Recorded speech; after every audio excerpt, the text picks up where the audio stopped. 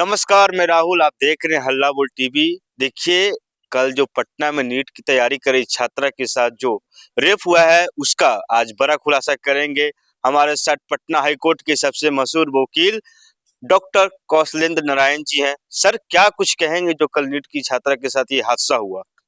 देखिए, सर्वप्रथम तो मैं आपको धन्यवाद देता हूँ कि यह जो ज्वलंत मुद्दा है, इस पर हमारी लीगल विचारधारा को आम जनमानस में ले जाने के लिए हम तक पहुँचे हैं। सर्वप्रथम तो मैं मेरे अंदर यह जब घटना सुना कि पाटलिपुत्र जो बिहार की राजधानी है और यहाँ पूरा प्रशासनिक मिशनरी है और वहाँ पर एक गर्ल्स हॉस्टल के संचालक के द्वारा इतना बड़ा रेप कांड को अंजाम दिया जा रहा है, यह बड़ा ही निंदनीय है। मेरे अंदर भी इसके लिए दुख है, क्षोभ है और मौत सी मायूसी है। सबसे बड़ी जो चीज है कि बताइए कि जिस तरह से आज समाज डेवलप कर रहा है, सब समाज में पढ़े लिखे लोग हैं और एक 17 साल की लड़की जो नीट की तैयारी करने पटना में आती है और हॉस्टल संचालक नहीं अपने हॉस्टल में रख करके उसके साथ इस तरह का कुकर्म करवाता है, यह एक सब समाज के लिए तमाचा है और खासकर बिहार वासियों के लिए तमाचा है। हमारा बिहार अगर कलंकित होता है, इससे हमारी प्रगति रुकती है। तो जितनी भी निंदा की जाए इस घटना का कम है और खासकर ये केस जो है, आप इस रूप में समझिए कि the matter to case seriously turn है। सर्वप्रथम कई बिंदुओं पर इस केस के संदर्भ में चर्चा होनी चाहिए। पुलिस ने इतना घटिया रोल अदा किया है, यह कतई विश्वास नहीं होता है। और खासकर एक आश्चर्य आपको होगा कि जिस तरह से बिहार पुलिस का जो सोशल साइट चलता है, उस पर जो क्षेत्र है कंकड़बाग क्षेत्र जो है वो पटना सदर के अंदर आता है, वहां के एडिशनल एसपी ने जो बयान दिया है वो काफी निंदनीय है। वह गुड पुलिसिंग का पर्याय नहीं है, बल्कि मैं बताना आपको चाहता हूं कि उसने पुलिस के पदाधिकारियों को भी मिसलीड किया है और एक पुलिस के साइड से बिहार की जनता को भी मिसलीड किया है। आप ये बताइए, एक डीएसपी कहता है कि उसके साथ ऐसा घटना नहीं है, नींद की गोलियां थी। कैसे यह स्टेटमेंट आप पब्लिकली पुलिस के साइड से देते हो? जी सर। आप मेरिट से नहीं आए हो, घुसपैठ से आए हो। आप ये समझिए कि जब तक पोस्टमार्टम रिपोर्ट नहीं आता तो पुलिस को कोई राइट ही नहीं था। सर्वप्रथम तो पुलिस को इस पर कार्रवाई करनी चाहिए थी कि वो लड़की का जब इलाज के लिए हॉस्पिटल भेजा गया था, तो जिस हॉस्पिटल में शायद पारस मेमोरियल हॉस्पिटल है, प्रभात मेमोरियल हॉस्पिटल, हाँ नहीं, प्रभात मेमोरियल हॉस्पिटल में पहले इलाज के लिए ले जाया गया है। 3 दिन तक छुपा के रखे हुए है हॉस्पिटल वाला, हॉस्टल संचालक लोग। तो सर्वप्रथम है कि इस तरह का केस आता है तो हॉस्पिटल को चाहिए कि थाना को सूचित करे। तो थाना को उसने सूचित किया, थाना मिसलीड किया है आम पब्लिक को और ऊपर के पदाधिकारियों को। सीनियर एसपी को मिसलीड किया होगा, डीजीपी को मिसलीड किया है, एडीजीपी को मिसलीड किया है, इसलिए कि सर्वप्रथम जो वहां की थाना प्रभारी है, कंसर्न थाना प्रभारी, जिसमें चित्रगुप्त नगर का मुन्ना चौक का शंभू गर्ल्स हॉस्टल, अब बताइए गर्ल्स हॉस्टल में कैसे बेटी बहनों को बिहार के लोग भेजेंगे? तो वहां के थाना प्रभारी पर मुकदमा दर्ज करके हत्या का प्रयास करवाने का और उसको जेल भेजना चाहिए। और जो जिस तरह से स्टेटमेंट घटिया दिया है, इस पर प्रोसीडिंग चलाना चाहिए, क्योंकि इसके लिए उसके पास और कोई आधार नहीं था। आधार एक ही था कि वह पैसा लिया होगा। तो ये प्राय जिस तरह से एफआईआर 14 हम देखे हैं, 14-26 एफआईआर जो है, उसमें जो धारा लगाया है थाना, बेवहियात धारा लगाया है। और देखिए, एक चालाकी का किया है, उसने नहीं दिया है कितना साल के, लगभग इतना वर्ष बचाने का प्रयास किया है। ये पॉक्सो के अंतर्गत यह केस आएगा और उसमें जिस तरह से हत्या कराया गया है, तो आजीवन कारावास, टिल डेथ तक होगा, फांसी होगा। तो आज एक चीज मैं कहना चाहता हूँ, गुड पुलिसिंग के लिए एक ईमानदारी ही जरूरी नहीं है। मैं डीजीपी साहब से भी कहना चाहता हूँ कि आप डीजीपी हैं, ईमानदारी का तगमा ओढ़े हुए हैं, और आपका पुलिस जो है, कंसर्न कनीय पदाधिकारी जो है, वो इस तरह से मिसलीड किया है।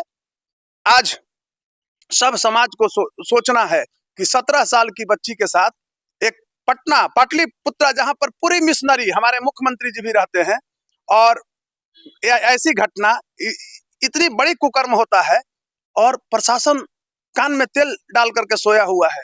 तो मैं कहना चाहता हूं कि ऐसे पुलिसकर्मी सर्वप्रथम शंभू गर्ल्स हॉस्टल है उस पर कार्रवाई करने से पहले अगर बिहार पुलिस का चेहरा साफ है, हमारे डीजीपी साहब, होम सेक्रेटरी, चीफ सेक्रेटरी अगर सही हैं, न्यायप्रिय हैं, तो सर्वप्रथम जो सदर आपको एडिशनल एसपी है, एसपी है और वहां का कंसर्न थाना प्रभारी है, उस पर मुकदमा दर्ज करके हत्या का प्रयास, बलात्कार का प्रयास करवाने का एक साजिशतन जो एक्ट बनता है, सेक्शन बनता है हमारा बीएनएस में, उसके तहत मुकदमा दर्ज करके और ये दोनों पर जेल भेजना चाहिए। एक बार इस तरह की घटना होगी, एक इंस्पेक्टर, एक डीएसपी जेल जाएगा, पूरा जो है बिहार में इस तरह का क्राइम रुकेगा।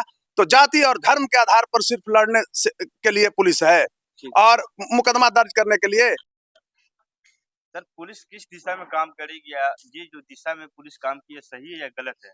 देखिए, मैं कहना चाहता हूं कि पुलिस यह जो काम की है, इतना घटिया कहिए, घृणित कार्य की है, खासकर शंभू गर्ल्स हॉस्टल जो है वह जिस थाने में आता है, वहां का थाना प्रभारी और सदर जो डीएसपी है, एडिशनल एसपी है, जिस तरह से स्टेटमेंट दिए हैं कि यह रेप का केस नहीं है।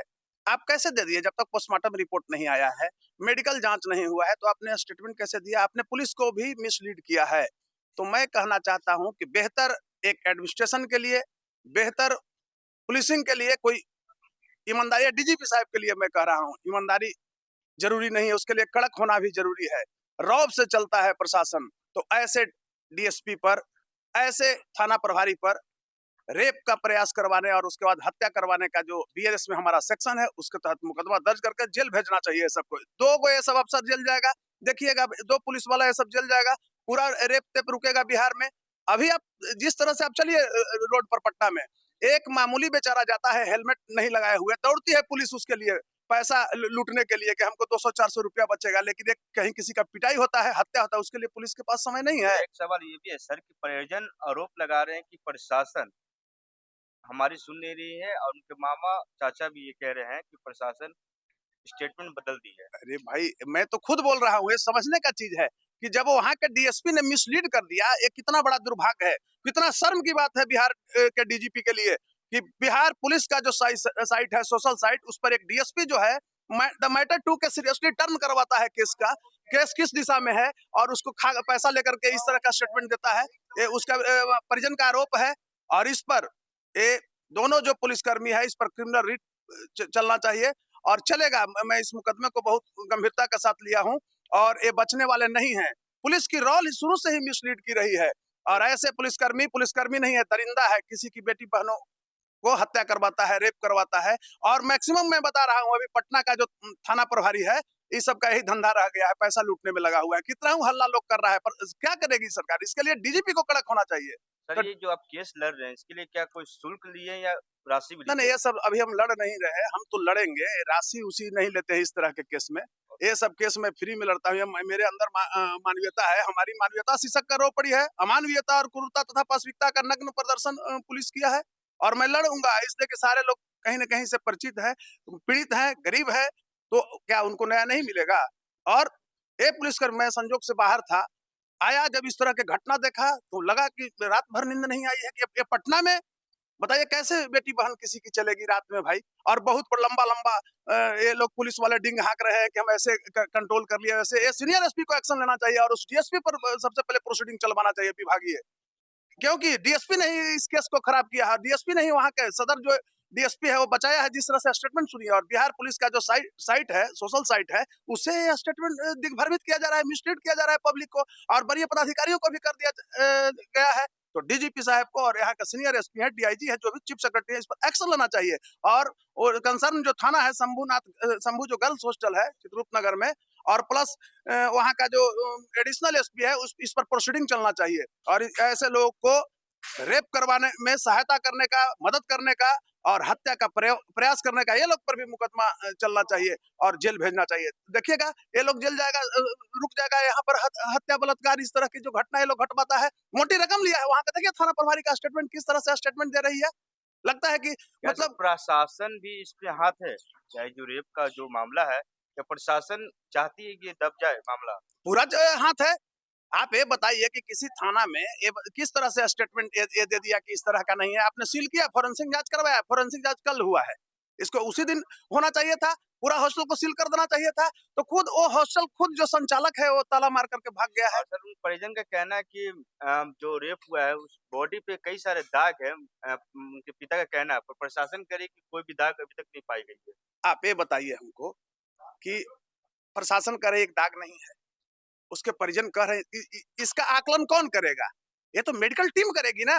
तो विदाउट मेडिकल टीम जब तक उसका पोस्टमार्टम नहीं हुआ तो पुलिस को किसने राइट दिया था स्टेटमेंट देने का? क्या यह नहीं लगता है कि पुलिस मोटी रकम लेकर के, खासकर वहां का जो एडिशनल एसपी है और थाना स्तर से मैनेज इस केस को करवा रहा है? ये सब पर हत्या का प्रयास और बलात्कार का प्रयास करने का मुकदमा दर्ज होना चाहिए। कितनी बड़ी दुर्भाग्य है हमारी, माने समझिए कि मानवीयता सिसक कर रो पड़ी है। पूरा देश जो है से इस बिहार के खासकर राजधानी का मामला है, इसलिए इस पर नजर गड़ाए हुए है। कहाँ मिसलीड हो रही है पुलिस? अरे ये दोनों पर आप पकड़ के इसको जेल भेजो, दोनों डीएसपी और इंस्पेक्टर को, पूरा साफ हो जाएगा और एक पुलिस का चेहरा भी बेदाग रहेगा। तो मैं कहना चाहता हूँ कि आज जो यह घटना घटी है इसकी जितनी भी निंदा की जाए कम होगी, और मैं इस मुकदमे को अपने स्तर से जितना बनेगा हम दोषियों को सजा दिलाने के लिए प्रयास करेंगे।